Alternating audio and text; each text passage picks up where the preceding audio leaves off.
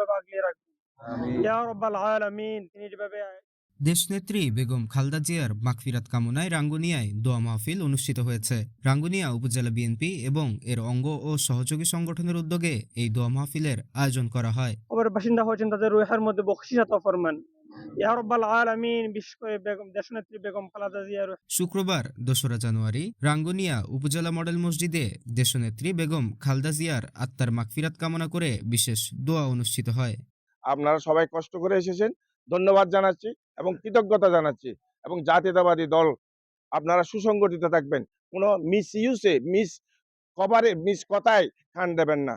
ফেসবুকে অনেক কিছু বিভ্রান্তি লেখে, এগুলোতে দোয়া মাহফিলে উপস্থিত ছিলেন রাঙ্গুনিয়া উপজেলা বিএনপির যুগ্ম আহ্বায়ক অধ্যাপক মোহাম্মদ মহসিন, যুগ্ম আহ্বায়ক হাজী ইলিয়াস, মুজিবুল ইসলাম মুজিব, পোমরা ইউনিয়ন বিএনপির সভাপতি আব্দুল আজিজ, চন্দ্রঘোনা ইউনিয়ন বিএনপির সভাপতি Shamsul Alam, Jamshed member, Abbas member, Ismail Hossain, Babar Alam, Didarul Alam, Delowar Hossain, S M Salauddin সহ রাঙ্গুনিয়া উপজেলার বিভিন্ন স্তরের নেতাকর্মীরা।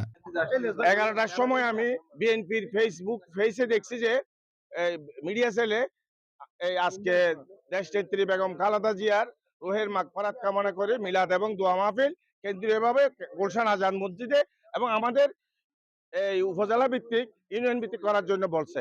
তাহলে যেহেতু আমরা দায়িত্ব, এই দিদের বসো, আমরা যেহেতু এক দলের দায়িত্ব আছি আর আমাদের সামনে ইলেকশন, আমরা যদি এই যে আমরা সবাই ঢাকা চলে গেছি, আন্দোলন সংগ্রামে গেছেন আপনারা সবাই, তাহলে আমাদের নৈতিক দায়িত্ব হচ্ছে গিয়ে আমাদের এই দেশ নেত্রীর বেগম খালেদা জিয়ার রুহের মাগফিরাত কামনা করা। দোয়া মাহফিলে দেশ ও জাতির কল্যাণ, গণতন্ত্র পুনরুদ্ধার এবং বিএনপির শীর্ষ নেতাদের সুস্থতা ও দীর্ঘায়ু কামনা করা হয়। ইয়া রাব্বাল আলামিন, দেশনেতা তারেক রহমান দেশে এসেছেন, এই দেশের হাল ধরবেন। আমরা আশা করি ইয়া রাব্বাল আলামিন তার মাধ্যমে আগামী একটি ভবিষ্যৎ গড়বে। ইয়া রাব্বাল আলামিন তার মাধ্যমে দেশটাকে সুন্দর করে দিন।